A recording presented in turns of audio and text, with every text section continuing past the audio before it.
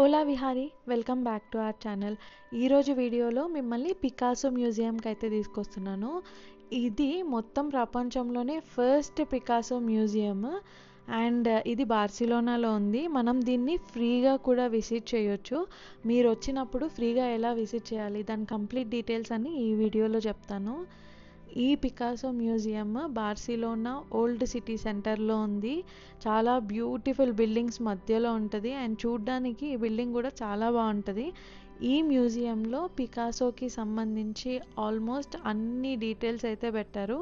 And ఈ museum Picasso బతికుండంగానే తనకి నచ్చి పెట్టిన మ్యూజియం ఇది.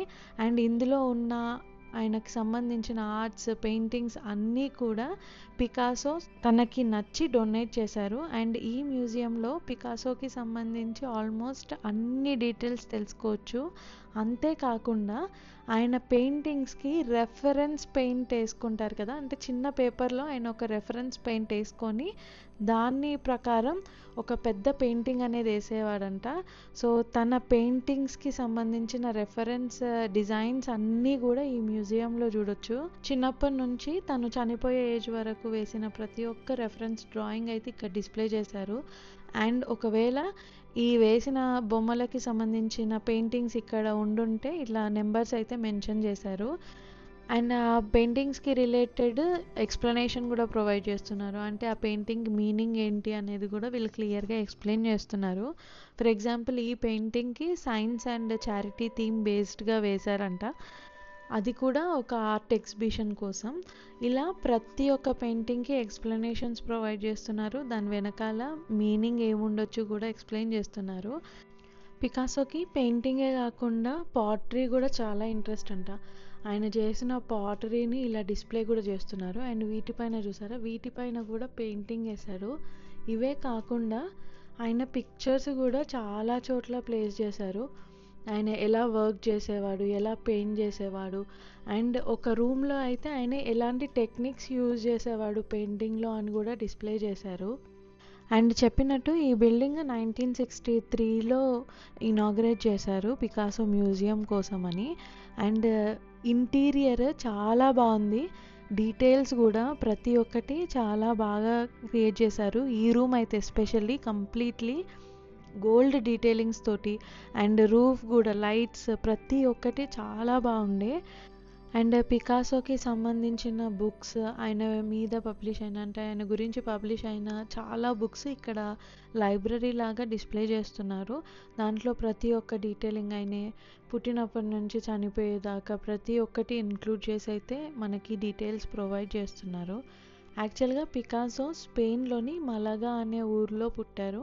తర్వాత ఆయనకి 13 ఇయర్స్ అంటే ఒక టీనేజ్కి వచ్చిన తర్వాత వాళ్ళ నాన్న బార్సిలోనాకి షిఫ్ట్ అయ్యారన్నట్టు. సో ఇక్కడ ఆర్ట్స్ కాలేజ్లో ఆయన ప్రొఫెసర్గా చేసేవారు. వన్స్ ఇక్కడ జాబ్ వచ్చిన తర్వాత వాళ్ళ ఫ్యామిలీ అంతా కూడా బార్సిలోనాకి షిఫ్ట్ చేయడం జరిగింది. సో పికాసోకి టీనేజ్ అంతా కూడా బార్సిలోనాలోనే గడిపాడు. అంటే తనకి ఆర్ట్ పైన ఇంట్రెస్ట్ రావడానికి, ఆర్ట్ పైన నాలెడ్జ్ పెంచుకోవడానికి బార్సిలోనా సిటీ చాలా హెల్ప్ చేసిందని అందరికీ చెప్తుంటాడంట.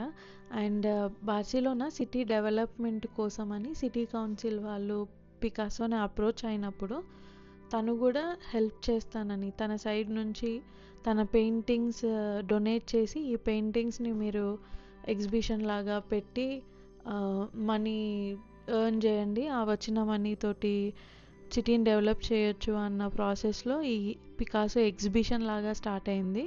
తర్వాత దీన్ని మ్యూజియం లాగా మార్చి ఇప్పటికీ కూడా కంటిన్యూ చేస్తున్నారు. ఈ మ్యూజియంలో అరౌండ్ 900 పెయింటింగ్స్ దాకా డొనేట్ చేశారు. అండ్ వాటిని చాలా జాగ్రత్తగా మెయింటైన్ చేస్తున్నారు వీళ్ళు. ఇందులో పికాసోకి ఒక్కొక్క స్టేజ్లో ఒక్కొక్క టైప్ ఆఫ్ పెయింటింగ్స్ వేసేవాడంట. బ్లూ పీరియడ్ అని, రోజ్ పీరియడ్ అని, రెవల్యూషనరీ పీరియడ్ అని, క్యూబిజం అని, ఇలా డిఫరెంట్ స్టేజెస్లో ఆయన పెయింటింగ్స్ని అయితే ఎక్స్ప్లెయిన్ చేస్తున్నారు. అండ్ చిన్నప్పుడు తన బెస్ట్ ఫ్రెండ్ సూసైడ్ చేసుకొని చనిపోయాడంట. సో ఆ డిప్రెషన్లో తను ఒక 2-3 ఇయర్స్ వరకు పెయింటింగ్స్ అన్నీ కూడా బ్లూ కలర్లో ఎక్కువ వేసేవాడంట. సో ఆ టైం పీరియడ్ అంతటిని కూడా బ్లూ పీరియడ్ అని అయితే అంటారు. పికాసోను జార్జ్ బ్రాక్ అనే అతను ఇద్దరు కలిసి క్యూబిజం అనే కొత్త కాన్సెప్ట్ని అయితే క్రియేట్ చేశారు. ఇది అసలు కంప్లీట్లీ ఏంటంటే ఆర్ట్లోనే ఒక కొత్త కాన్సెప్ట్. పెయింటింగ్లోని సబ్జెక్ట్స్ని నార్మల్గా కాకుండా ఒక జియోమెట్రికల్ షేప్స్ యూజ్ చేసి, ట్రయాంగిల్, రెక్టాంగిల్ ఇలాంటి షేప్స్ యూజ్ చేసి డ్రా చేయడాన్ని క్యూబిజం అంటారు.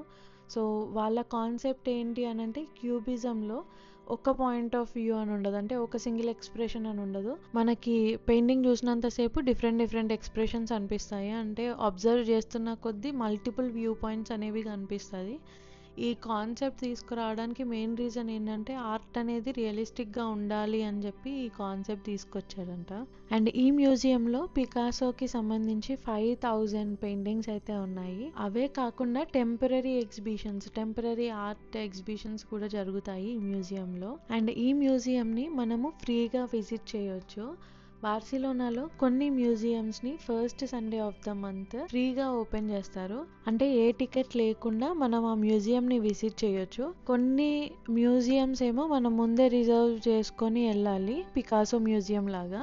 సో ఈ పికాసో మ్యూజియంకి అయితే మనము ముందు రిజర్వ్ చేసుకొని వెళ్ళాలి. ఎందుకు అంటే మ్యూజియం లోపలికి చాలా లిమిటెడ్ మెంబర్స్ని పంపిస్తారు.